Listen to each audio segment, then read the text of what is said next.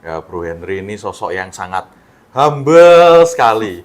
Padahal keluarganya termasuk Crazy Rich loh. Punya bisnis rokok, ya, rokok grup Noroyono, betul ya. No Yorono, Apalagi selain rokok BPR Emas ini, restoran aja. restoran di Bangkong ya, Verve. Selain di Bangkong, Dekatnya Yoshinoya sama di Rumah Sakit Panti Villaggio. Bellagio. Iya. Itu pelajaran mana maksudnya kalau saya mau ngambil risiko tuh saya harus ngitung sih, harus harus menguasai medan sama ngitung risiko tuh pelajaran mahal juga. Kita aja yang sudah screening pakai jaminan aja bisa macet, apalagi yang cuman meja dapat duit gitu. Iya, ya saya juga berpikirnya gitu. Pinjol nih gila. Kita aja kasih pinjaman ada jaminannya masih berani nggak bayar. Mereka mainnya teror ya. Iya. Ya kadang kalau ada beberapa orang yang mentalnya nggak kuat kan ya bayar juga. Bahkan ada yang sampai dia nggak kuat ya.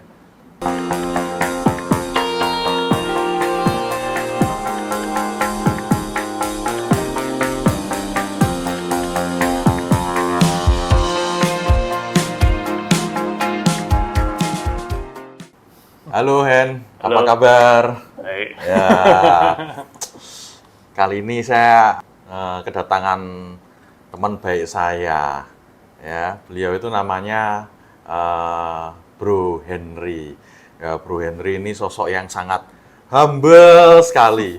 Padahal apa ya, keluarganya termasuk Crazy Rich loh. Oke, bisnisnya Pak Henry ini banyak sekali. Ya, boleh dibilang family bisnis ya Pak ya. Iya, masih ikut Ya. Pak. Jadi ada BPR ya. Ini yang mungkin bisa dilihat BPR Mas. Mas itu Enggal Makmur Adi Santoso. Adi Santoso itu nama dari ayahmu atau nama dari BPR itu punya tante, keluarga tante lah. Oke. Tante sama om, mana om sudah almarhum, terus akhirnya kepemilikan jatuh ke tante sama anaknya. Oh gitu. Sekarang akhirnya ya ownernya 50-50 tante sama papa saya itu. Dari keluarga dulu, om. Dari keluarga Yang om. om itu, yang dari tante dulu om itu emang suka ngasih nama yaitu ada Adi Santoso. Adi Santoso. Bukan nama orang ya, berarti ya memang. Ya berarti emang nggak ada menunjuk nama orang sih. Oh, bukan menunjuk nama orang Kalau ya. menunjuk nama orang kayak malah kena sebelah nanti. Tapi pasti ada artinya toh. Adi Santoso itu apa? Itu Nah, Adi kan kalau nggak salah kan paling ya, Santosa tuh Sentosa, ini paling Sentosa. wah, paling Kurang lebih gitu. sentosa. Ya. Oke, lah selain BPR ini Pak Henry juga apa keluarganya ini punya bisnis rokok ya, rokok grup Noroyono, betul ya? Ya. Noroyono itu Noyorono. No Noyorono. Noyorono ya. Aslinya tuh memang Noroyono. Apa? Kalau nggak salah itu kan wayang tuh ya. Wayang. Dulu Noroyono tuh memang ada. Tapi sama pendirinya memang namanya sengaja agak diubah jadi Noyorono. Noyorono. Wah, berarti selama ini saya salah ya, saya nyebutnya Noroyono. Nah, itu tapi asli wayangnya seperti itu, Noroyono. Yang asli memang itu. Tapi nama yang betul adalah Noyorono. Heeh. Oke. Itu rokoknya apa aja ya produknya ya? Minyak Jinggo, Niki, Niko, yang baru tuh Aroma, Klasna tuh sudah agak lama Klasna, juga, ya. tapi relatif tengah-tengah. Apalagi selain rokok ada properti, Ya ada sama keluarga paling restoran aja restoran di Bangkok. di Bangkong ya, Verve. Selain di Bangkong, di mana lagi? Ada cabang di Kampung Kali itu, dekatnya apa? Dekatnya Yoshinoya sama di Rumah Sakit Panti Oh, Verve juga namanya. Villaggio. Bellagio. Iya. Bellagio itu lebih ke Pikara Girato sama pastry. Beratus sama pastry. Latar belakang pendidikanmu itu apa ya? SMA di Loyola sini. Di Loyola, oke. Habis itu lanjut. Sebenarnya kalau pendidikan sih biasa sih, yang enggak yang cukup membanggakan. Dulu pernah kuliah di Australia itu, ambil jurusan Chemical Engineering Teknik Kimia di Melbourne Uni gitu. Pas itu karena ternyata nggak cocok, akhirnya ganti pindah ke Monash jurusan Banking Finance, bisnis itu. Finance bisnis ya. Terus lulus, lanjut S2 di RMIT, lanjut Master of Commerce itu ya mirip MM lah, magister gitu. Habis lulus finance ternyata kamu juga apa namanya kerja ya, kerja di BPR emas ini. Berarti dari waktu kamu lulus SMA sudah ada bayangan ya, saya ini pengen kerja di bidang finance, atau diarahkan orang tua atau punya keinginan sendiri? Orang tua saya tuh dulu S1 teknik kimia, Ngerti jadi cukup menginspirasi. Itu kan saya maksudnya makanya waktu itu saya masuknya teknik kimia, Oh, teknik kimia yang Melbourne Uni itu. yang Melbourne ya. Nah, soalnya pengen jadi teknik kimia harus masuk kerja di bidang bidang teknik lah itu, mungkin industri gitu. Tapi ternyata nggak nyampe. Akhirnya ganti jurusan ya. Ganti jurusan. Nggak nyampe-nya kenapa? Maksudnya nggak selesai atau selesai tapi passion-nya nggak di sana? Ya memang passionnya nggak di sana sih, soalnya Nggak di otaknya sana. nggak sana. Jadi kalau universitasnya beda sama SMA ya. SMA misalnya nggak suka, contoh saya nggak gitu suka biologi. Tapi udah belajar aja apal sampai lembur kalau perlu, bisa nilai lumayan bagus. Universitas itu emang lebih kompleks lah, maksudnya kayak harus ada logikanya itu, Ya. mindsetnya. Jadi nggak bisa sekedar ngafal rumus, nggak bisa. Nah, terus kenapa memutuskan kuliah apa tadi, bisnis finance ya? Kan di situ saya bidang tadi kata saya nggak punya passion, akhirnya berubah haluan ke bisnis karena istilahnya masih cukup oke lah prospeknya lah. Ini saya pernah bandingin masuk sains, mungkin kurang lah sains, kurang dilihat ya. Sains ini kurang dilihat, otomatis bisnis yang relatif kayak gampang masuk kemana-mana. Oke, itu dalam kamu memutuskan untuk pindah ke bisnis, itu atas keinginanmu sendiri atau ada dorongan dari orang tua? Keinginan sendiri sebenarnya sih. Keinginan sendiri. Nah, termasuk masuk banking finance, saya pikir kan ya perbankan kan masih cukup berkembang, jadi saya ambil jurusan itu. Biasanya kan kalau family business, ya kan, pasti orang tua kan lebih mengarahkan bisnisnya apa, mengarahkan anaknya supaya nantinya Iya. bisa jadi legacy kan, seperti itu kan. Iya. Tapi kamu justru dibebaskan ya, maksudnya kamu pengennya apa ya silahkan. Terus setelah lulus Waktu itu saya pulang Jakarta, Jakarta, karena nyari kerja di Australia itu nggak gampang juga gitu kan. Sebenarnya nilai saya itu dulu nggak terlalu bagus ya, maksudnya nggak bisa dibilang orang komlot atau makna summa komlot, nggak jauh, nggak terlalu bagus. Nah, habis itu saya pulang, ya nyebar CV ke Job Street, terus ke waktu itu ada job fair di UI Depok itu, ya saya bagi-bagi CV gitu. oh Ya kayak karyawan seperti biasa ya, bagi-bagi CV, terus dipanggil, datang interview, psikotes gitu. Waktu itu puji Tuhan keterima di Bank CTBC namanya, China Trust. CTBC. China Trust Bank Corporation itu bank dari Taiwan gitu. oke. Saya program yang MDP itu, manajemen trainee, iya. manajemen development program, itu dikontrak. Saya penempatan waktu itu training di Jakarta sekitar 3,5 bulan ya. Terus Oktober saya dipindah ke Surabaya. Karena dari MDP itu 4, yang 3 itu orang Jakarta semua, dan mereka sudah nulis bersedia tempatan atau enggak bersedia dipindahkan. Waktu itu memang cuma saya aja yang bersedia ditaruh di mana saja Pulau Jawa itu. Wah, kamu bersedia waktu itu? Ya bersedia. Gila. Ya, tapi untungnya Surabaya nggak taruh daerah-daerah terpencil. Itu sekitar Mei ya, mulai masuk Mei sampai akhir September itu di Jakarta. Training ya. Masih training habis itu training. Oktober ditempatkan di Surabaya. Oke. Berapa lama di Surabaya kamu kerja di CTBC itu? Itu sekitar 2,5 tahun, dari Oktober 2014 sampai Juni 2017. Ya lumayan juga ya. Iya. Terus di sana posisimu sebagai apa? Kalau- Lolos jadi dari MDP itu? Ya saya naik dari ARM jadi RM gitu sih. Jadi RM. Heeh. Funding? Landing. Atau landing? Landing Oh, korporasi landing. gitu. Landing korporasi. Itu mulai dari 15M sampai sekitar 200-an gitu. Keren ya. Iya. Setelah dari Surabaya, Nah itu saya pulang nikah. Pas itu kan yang Fairview itu dulu sebenarnya itu idenya adik lah. Adik diajak sama ada perusahaan besar, waktu itu ada hotel buka di Semarang gitu ya. Itu tawari, kebetulan adik saya itu kerja di Jakarta. Masalah di Indo Retail itu. Dia nggak tahu gimana, saya kan ada kenalan sama perusahaan besar gitu. Pas mau buka hotel, diajak partneran, mau nggak ini apa invest di restorannya itu. Invest di restoran, saya misalnya dia ada kenalan kayak ya, orang apa salah satu pentolan restoran gitu. Itu adik saya dulu yang mulai. Oh, pertama kali sepertinya di DP Mall itu ya? Di DP Mall, istilah jadi tenan apa itu. Jadi tenan. Posisi jadi tenan restoran. Ya dulu tuh saya sempat, aku kira itu room in itu jadi satu dengan Fairway, ternyata beda ya? Atau memang jadi satu? Kita posisi tenan dulu. Oh tenan. Yang room itu punya Sinarmas. Oke, berarti pertama kali di situ, terus pindah ke Bangkong ini ya? Iya, kalau Bangkong tuh punya keluarga sendiri sih. Oh iya, kamu berapa bersaudara? 3. 3 bersaudara? Mm.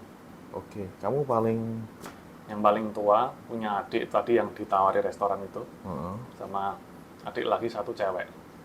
Ada lagi sama cewek. Oh, adik-adikmu juga ada di family business atau? Yang adik paling kecil sekarang lagi lanjut spesialis di Bandung sih, spesialis kawat gigi, Oh dokter. dokter gigi. Oh oke oke. Nah kenapa kamu memutuskan untuk pulang ke Jakarta, apa apply ya kan ke Job Street? Padahal kan di sisi keluargamu lapangan kerja kalau kamu minta kerja, pekerjaan di orang tuamu, family bisnismu kan banyak, ya kan tadi ada yang di Noyorono, terus ada yang di Fairway, ada yang Waktu itu kebetulan belum ada lowongan yang yang cocok sih. Lulus saya banking finance, masih kategori keuangan ya, lanjut Master of Commerce kan, bisnis keuangan. Waktu itu saya mikir ya nge-apply-nya di sekitar perbankan gitu. Jadi tadi dari Surabaya kamu pulang Semarang merit, Ya, ya kan? Merit itu dapat orang Semarang atau orang Surabaya? dapat orang Jogja. Oh Jogja man. Dari dulu LDR-an itu. Oh. Dari LDR itu sebenarnya temannya sepupu. Saya ada sepupu di Jogja yang kebetulan keluarganya ya, yang dulu ownernya ini itu, ownernya DPR. Ya itu saya kenalkan, terus orangnya kebetulan ya parasnya lumayan sama orang yang juga baik. Ya itu boleh lah. Boleh lah, LDR. Nah itu saya laju dari Surabaya ke Jogja itu. Oh gila. Berapa lama pacarannya? Sekitar total 2 tahun lah. Oh iya. Mulai lama dari juga ya. 2015. Hebat ya. Ketemuan sebulan sekali atau seminggu sekali? Sebulan sekali lah. Sebulan Sekali sampai sekali. 2 kali. Oh, terus akhirnya merit. Setelah merit Di Semarang itu. di Semarang. Tapi itu sudah sekitar Juni akhir tuh saya pulang ke Semarang. resign dari Resign dari CTBC. CTBC. BPR-nya ini sudah ada. Sudah ada. Udah ada. Di mana ini BPR-mu, BPR? Kita pusatnya di Kaliwungu Kendal, depannya Pasar Pagi itu. Oh, justru pusatnya di Kaliwungu, Kendal itu ya. Di Semarang ada juga ya, Pak? Ada cabang di Gedung Bangkong itu. Gedung Bang. VW ya, di lantai 2. Oke. BPR ini kan skala bisnisnya kan justru ke arah mikro ya, betul nggak? Betul ya? SMI lah. SME ya. Nah, UMKM sampai SMI. gimana itu? Setelah masuk BPR dari pengalaman bank, masuk BPR, Nah itu saya masuk, ya itu untungnya sih dengan pengalaman di CTBC itu saya belajar banyak gitu. Tentang cara maintain nasabah, terus cara memperlakukan nasabah dengan baik itu kan. Tapi satu sisi juga cara neken nasabah juga itu belajar gitu juga. belajar dari situ. Ya, ya. Jadi istilahnya ada sedi antara ngelus sama neken tuh harus ada itu. Harus ada. Nggak bisa ya. terlalu baik juga, nanti diinjek gitu. Tapi terlalu neken kan banyak kabur juga. ada fine balance-nya itu. Ya, ada seninya ya. Iya, ada itu ya. seninya. Terus gimana? Sama juga di situ mantau tentang operasional juga. Bisa. Kebetulan saya sudah dapat bos yang galak itu. Ya itu cara. Ya saya sih nggak menerapkan kegalakan, tapi istilahnya cara saya lihat cara berpikirnya, alurnya tuh saya pelajari juga gitu. Saya belajar banyak sih justru. Jadi makanya dengan ikut orang tuh kayak justru belajar banyak, belajar dari sistemnya mereka, cara mining dan segala macam. Oke. Apa yang kamu lakukan ketika kamu masuk di BPR Emas? Jadi kan kamu sudah punya pengalaman. Pertama kali kamu masuk ya kan di BPR Emas, yang kamu lakukan tuh apa? Pasti kan kamu punya strategi, kamu lihat seperti ini, terus harusnya gini. Nah, yang kamu lakukan tuh apa? Operasional saya rombak cukup banyak sih. Langsung merombak operasional? Pelan-pelan sih. Oh, pelan-pelan. Ada Seperti apa? karyawan yang kurang saya dorong keluar.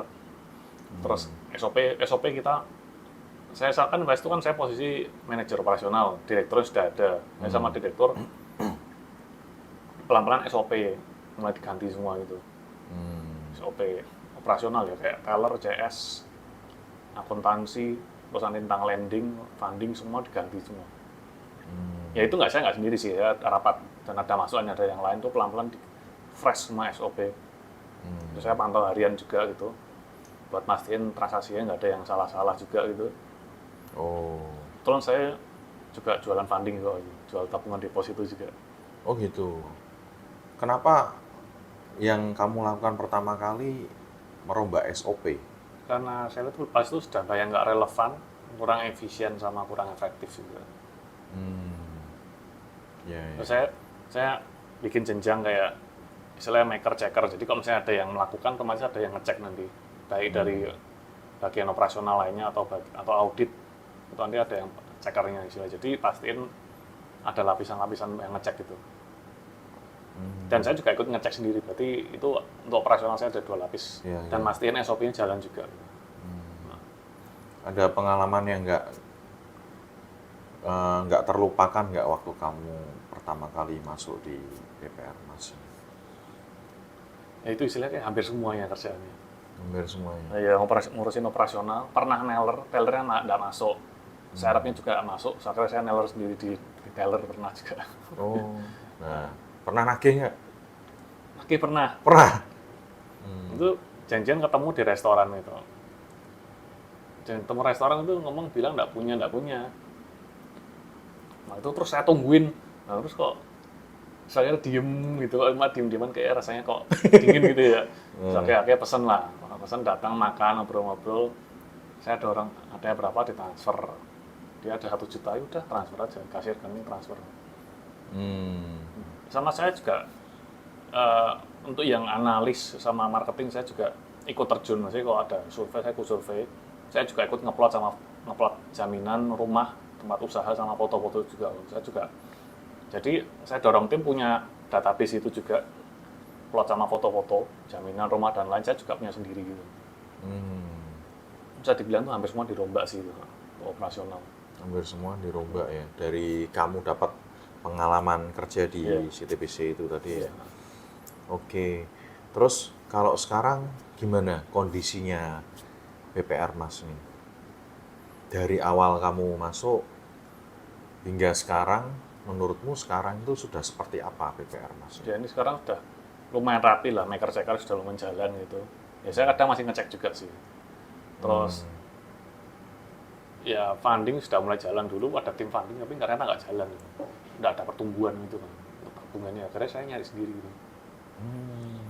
Sekarang ada head operasional, saya suruh nyari funding juga gitu. Ada ini apa namanya kejadian yang nggak pernah kamu lupakan ya, yang teringat terus? Yang paling keingat itu pernah satu hari itu ada 4 karyawan nggak masuk. Pernah 4, itu agak goyang ya operasional kan. 4 yang nggak masuk itu bagian sakit apa? Semua. Bagian apa? Ada operasional, ada marketing juga. Terus solusinya akhirnya saya belikan vitamin C sama vitamin D tiap hari harus minum. Oh gitu. Terus dari direktur patuannya akhirnya dia punya inisiatif CS-nya kalau pagi itu bawa pakai bagi vitamin sama air diedarin. Oh, terus nggak pernah sakit? Itu frekuensi berkurang. Itu saya ingat masih ada 1 karyawan yang dulu 2 karyawan loh, sakit tuh bisa sebulan sampai 2 kali, 1 sampai 2 kali ada. Ada 2 karyawan sebulan itu sakitnya 1 sampai 2 kali. Setelah dikasih vitamin sakitnya jadi 3 bulan sekali, 2 sampai 3 bulan sekali gitu. Saya perhatiin juga sakit-sakitnya, frekuensinya. Itu berarti memang benar murni sakit ya, bukan sakit drama ya, itu ya? Iya, dengan itu frekuensi sakitnya berkurang. Gitu. Pada awal kamu handle BPR Mas ini ataupun sampai sekarang, apakah masih ada peran dari orang tua? Terutama mama saya sih, itu yang posisi komisaris. Otomatis masih terjun juga.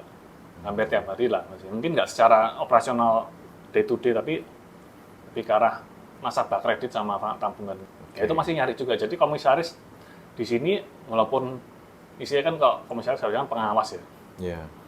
komisaris ya masih juga cari nasabah gitu. Cari nasabah, terus ada komisaris satunya pernah ngegolkan laku satu jaminan kredit macet gitu. Jadi semua terjun di sini. Struktur organisasinya gimana, bro, di tempatmu ini BPR? Ya, komisaris, Komisarisnya mamahmu? mama saya sama ada satu lagi komisaris independen. Sekarang direkturnya ada Dirut, saya direktur operasional sama ada direktur kepatuhan manajemen risiko 1, berarti direkturnya 3. Oh, direkturnya 3. Di bawah itu ada pejabat eksekutif atau kabak kepatuhan manajemen risiko, operasional, sama marketing. Marketing manager ya? Iya, kita nyebutnya lebih ke arah tim leader lah. Oh, tim leader. Terus sama itu baru staff. Gitu. Menurutmu tantangan yang paling besar apa dalam kamu menjalankan bisnis keuangan ini? Kredit macet. Kredit macet. Jual aset itu nggak gampang. Oh, oke. Banyak ya? Ya, ada yang laku, ada yang sampai sekarang nggak laku-laku juga ada. Itu tantangannya itu. Kayaknya aku ya sering kamu tawarin ya, yang kemarin-kemarin itu. Ya sama-sama, aku kadang juga nawarin. Ya, tapi kan kita nawarin, ya maksudnya ya tetap didorong untuk analisa juga, nggak terus terima mentah-mentah. Nanti kalau ternyata nggak sesuai kan ya, saya nggak enak juga. Terus biasanya kalau ada kredit macet, yang kamu lakukan apa? Kok dari itu bisa ada penagihan, kalau misalnya telat lewat bulan ada SP1. Ada tanggapan, ada SP2 sampai SP3. Setelah SP3 nanti kan proses dilelang. Oke. SP ini keluarnya dari internal perusahaanmu atau dari lawyer? Dari internal. Oh, dari internal. Kop BPR gitu. Kop BPR. Nah, kita kirim pos. Oke. Setelah yang terakhir, surat gagal bayar ya itu ya? Kalau setelah SP3 itu, setelah itu langsung masuk proses lelang. Oh, langsung masuk proses lelang. Sama mulai cari calon pembeli juga. Terus kalau belum ada pembelinya, tetap terus diperpanjang atau dibeli sendiri siapa yang minat gitu? Selama ini sih, ya coba cari pembeli sih terus.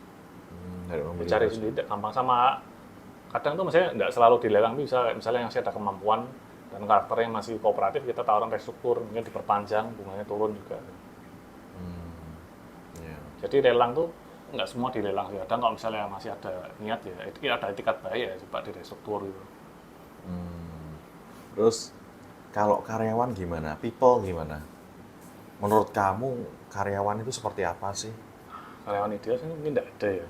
Karyawan ideal tuh punya inisiatif, disuruh apa istilah autopilot gitu sih. Oh gitu ya. Cuman itu susah ya dimaklumi lah paling. Kelebihan dan kekurangannya. Sama kok karyawan biasanya saya push terus itu sih. Saya pancing biar maju gitu sih. Itu saya ingat ada karyawan akuntansi. Ya, cuman kerjaan nggak cuma sekedar ngurusin akuntansi saja, tapi juga pagi saya suruh manasin genset itu. Bensinnya masih cukup anda gitu.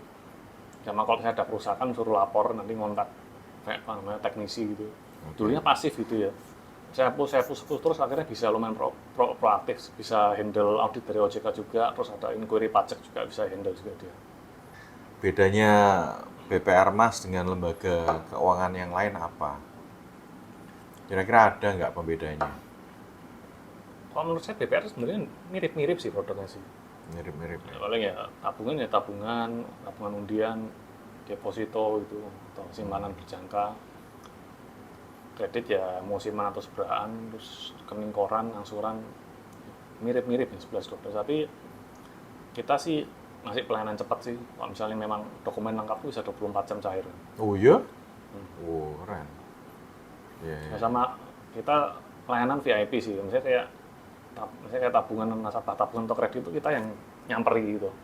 Oh. Nyamperi ke nasabah gitu. Bukan ke nasabah ke hall prioritas, tapi kita yang nyamperi ke rumahnya. Oke. Yang kamu samperin itu nabung berapa? Ada kriterianya nggak? Nggak ada sih. Nggak ada. Masa nabung 1 juta juga bisa disamperin gitu? Kalau nggak salah tuh ada sih. Ada ya? Yang kecil-kecil loh. Untuk saya nyamperin, cuma yang nggak sering-sering sih, Pak. Kalau pas perlu misalnya kayak untuk tanda tangan baru datang gitu sih. Oh, luar biasa ya pelayanannya. Ya Oke. kita tonjolkan lebih ke arah layanan sih.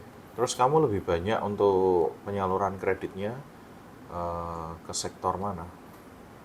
Ke UMKM kah? ke Atau UMKM, terus sama properti properti. developernya, kita bukan ngasih KPR, tapi lebih arah ke developernya sendiri. Oh gitu, malah lebih banyak di sana ya? Iya. Sektor perdagangan atau trading itu mulai tinggalkan, soalnya sekarang banyak yang distributor sama toko yang kayak ya, nggak naik turun gitu sih.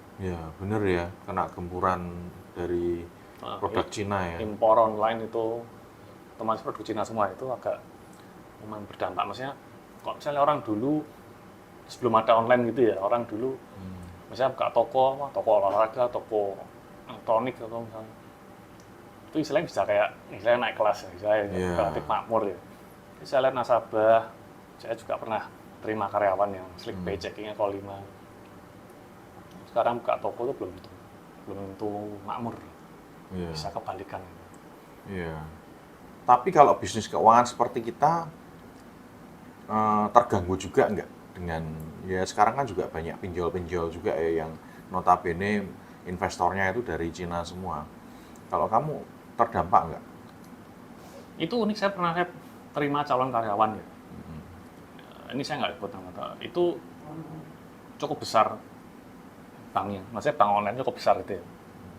Dan itu dia betul tuh kayak bagian marketing sama penagihan di Jawa Tengah itu mereka sudah stop lending, jadi fokusnya collection.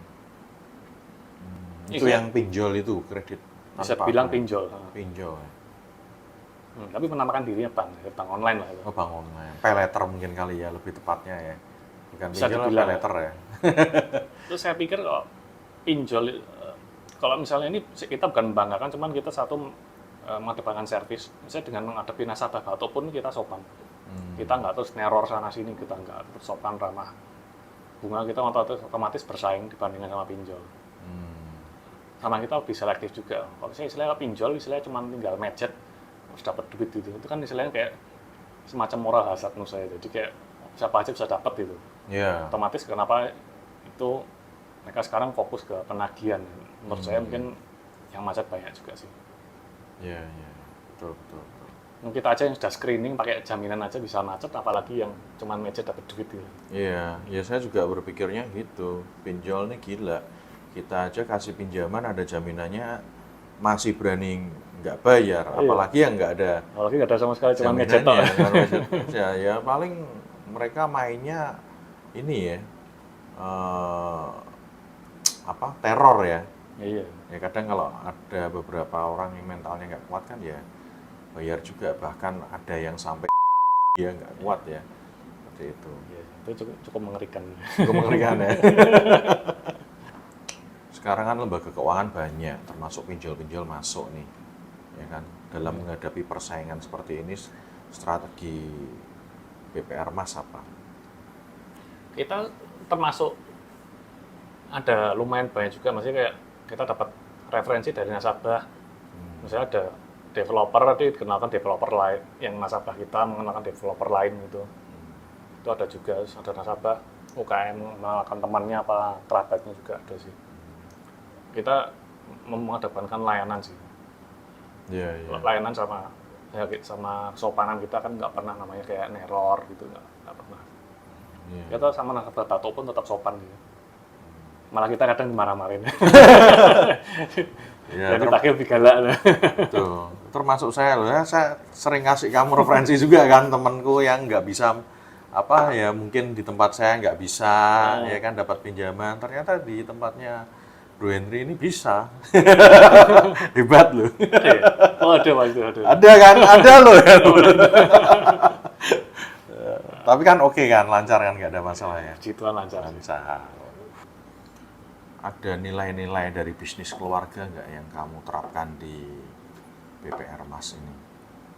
Ya paling orang tua lebih ke arah kayak ngajari cara operasionalnya BPR itu ya. Sama saya juga kembangkan sendiri, sama juga lihat ini dari usaha keluarga itu. Usaha walaupun punya keluarga, saya lihat tetap perlu profesional. Angka-angka itu penting.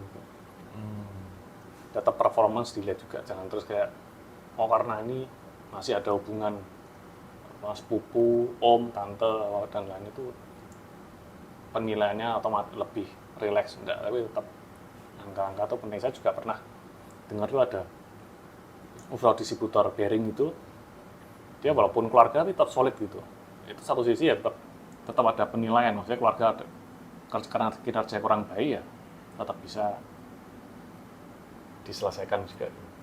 Oh gitu ya. Wow, hebat juga ya. Tapi sini BPR sih kan karyawan otomatis profesional semua ya, otomatis penilaiannya ya berdasarkan angka juga sih. Nah kalau misalkan terjadi case ada family-mu di dalam bisnis keluarga yang memang tidak kompeten, itu yang dilakukan apa? Kalau di BPR masih untungnya belum ada sih. Murni profesional semua. Jadi kalau misalnya memang kinerja kurang bagus ya dikasih surat peringatan, kalau nggak ada sampai 3 kali, kalau nggak ada kemajuan ya diselesaikan. Kalau di family business yang ternyata ini saudara sendiri, treatmentnya seperti apa? Itu kalau lihat yang dari Noyorono itu, kebetulan mereka kan pengen lebih ke profesional. Dulu kan pengurusnya banyak diisi keluarga. Yeah. Otomatis mereka peduli desa. Mereka kayak resign semua ya semua, 100% keluar semua gitu.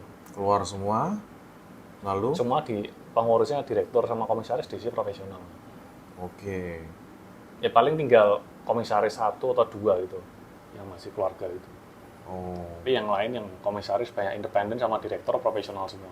Oke, keluar dari manajemen, lalu sebagai pemegang saham saja ya? Pemegang saham aja. Pemegang saham, lalu manajemen ini dihandle oleh profesional. Sama itu ternyata tuh di Narono saya itu ada program MDP juga. Kebetulan ada satu lulusan dari MDP, yang satu jadi salah satu direktur juga sih. Wow. Ini baru tahun ini ada. Baru tahun ini. Jadi keluarga itu masih minoritas hasilnya. Oh. Ini bukan dari keluarga yang lulus dari MDP ini ya, memang orang lain ya? Oh ini keluarga semua betul. Keluarga? Yang ikut MDP beberapa. Ada satu yang lulus dari jadi direktur naik. Oh, berarti kalau dari keluarga yang memang jadi direktur itu memang layak melalui sesuatu proses yang memang profesional ya? Nggak terus kayak, oh siapa ini sepupu taruh, enggak. Langsung ada prosesnya juga. Ini ada prosesnya juga ya? Wah, keren ya. Di tengah persaingan lembaga keuangan yang sangat ketat, terus kondisi ekonomi yang sekarang juga tidak pasti, gitu. Menurutmu prospek bisnis keuangan saat ini tuh apakah masih baik? Terus terang nih setahun terakhir sih malah lebih jelek daripada COVID sih. Lebih jelek daripada COVID? Lebih jeleknya seperti apa? Banyak kredit macet atau pencairan kreditnya yang susah, nggak ada yang mau utang atau? Pas masa COVID tuh kalau saya jual aset malah lebih gampang gitu. Sekarang tuh jual aset lebih susah, nggak laku-laku gitu. Oh, aset kredit macetnya itu kayak nggak laku gitu. Berarti kesulitannya menurutmu itu jual asetnya ini ya sekarang ya? Itu nasabah banyak yang ya menurut saya kayak ada mujizat atau yang batuk bisa nyawa, bisa bayar, atau tato di take over bank lain juga gitu. Jadi kayak nggak semua jual aset, tapi kadang-kadang ada yang ya mungkin mereka bisa direstruktur atau mereka tato punya kemampuan atau di take over di PR lain. Memang daya belinya lagi turun ya kalau kita ngomong aset ya. Malah sekarang karena bisnisnya sepi, akhirnya terus butuh duit ya. Iya, akhirnya mereka butuh duit dan dia memutuskan untuk jual aset. Dan apa ya? Mereka tuh lebih berpikir cenderung ke praktis ya sekarang ya. Maksudnya misal dia punya aset ya mau dijual aja terus dapat duit ya wis cenderung mereka passive income gitu aja. Iya, dia cari passive income mau diinvestasikan di mana daripada create bisnis yang baru kan berat saat ini. Create bisnis itu nggak gampang. Iya nggak gampang. Mayoritas bisnis itu gagal, mungkin sekitar 60-70%. Iya betul, apalagi serangan dari Cina itu datang ya kan, Ngeri itu. nggak masuk akal, ya kan. Menurut saya kalau untuk pabrik sekarang udah susah sih Indonesia. Susah. Ya. Kalau saya lihat pajari kan Cina tuh supply chain-nya komplit semua. Dari hulu sama hilir ada semua. Misalnya kayak saya kan juga iseng-iseng cari informasi kayak misalnya Cina itu sudah ada kawasan-kawasan dan mereka tuh saling komplit produknya. Misalnya saya ingin bikin produk misalkannya tablet lah. Di kawasan itu supplier LCD-nya ada, supplier baterainya ada gitu. nanti supplier chipnya ada, komplit semua gitu. Komplit semua ya. Jadi ada semua gitu dalam satu kawasan atau paling ya mungkin pindah mana, tapi hulu ke hilir itu komplit semua. Komplit ya. Sedangkan kok Indonesia saya lihat itu kurang sih. Baru-baru ini aja mau digalakan hulu hilir, misalnya kayak nikel mulai diproses jadi ya mungkin nikel yang lebih kemurniannya lebih tinggi gitu. Oh dulu kan semua diekspor mentah-mentah, jadi otomatis mau nyari baterai, oh enggak ada, kira impor dari Cina lagi gitu. Enggak, kurang lengkap. Jadi maksudnya ke Indonesia kelemahannya sih supply chain-nya kurang lengkap. Kalau seorang Henry ini, seorang pribadi Henry, strategimu dalam menjalani hidup, memandang masa depan itu seperti apa dalam berinvestasi? Investasi ini saya pernah belajar itu, saya pernah ikut trading pakai MetaTrader, komoditas ya, kayak emas, mata uang asing. Itu saya rugi puluhan juta. Itu berarti forex ya, online ya? Itu saya ingat, itu saya pikir pas mau Brexit, berita mau Brexit ya, sekitar 2015-16, 16 enggak. Saya pikir, nggak mungkin pemerintah sama rakyat sebodoh itu untuk Brexit, mereka pasti kehilangan akses pasar ke Uni Eropa. Ternyata Brexit beneran. Itu saya posisi pasang di long ya, long nggak bisa naik kan profit ya. Harusnya kan short kalau turun profit. Saya salah posisi long. Terus pas itu begitu muncul berita Brexit, pound sterling turun, terjun bebas itu. Oke. Terus longok gitu. Hilang semua. Terus dari kejadian itu apa ini pelajaran yang kamu dapat? Itu pelajaran mana? Maksudnya kalau saya mau ngambil resiko tuh saya harus ngitung sih, harus menguasai medan sama ngitung resiko itu pelajaran mahal juga.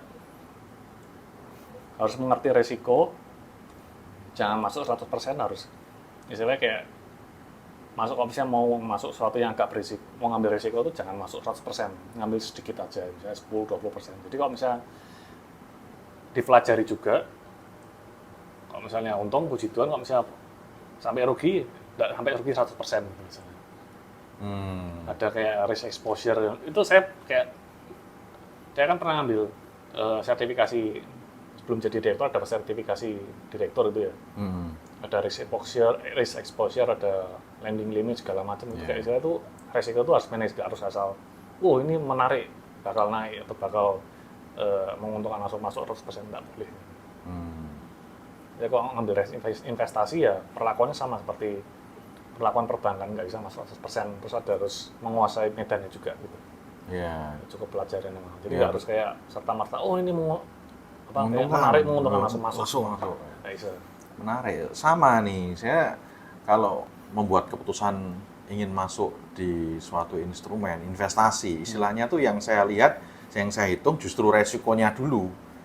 Tapi kalau kebanyakan orang ya, yang saya tahu teman-teman saya itu malah melihatnya tuh untungnya dulu. Wah untung nih 10%, 20%, mereka langsung masuk. Mereka cenderung melihat keuntungannya dulu.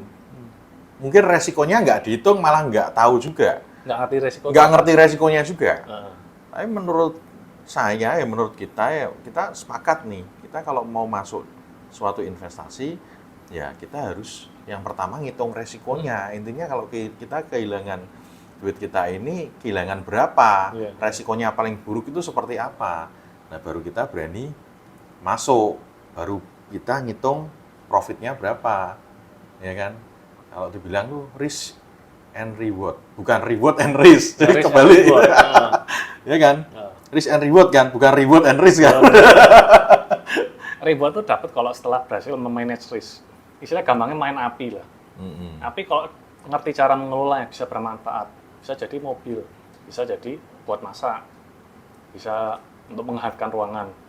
Tapi kalau misalnya menghandle hangus, istilah gitu. Ya, itu hanya alat, bro. Tergantung cara menghandle resikonya gitu. Setuju.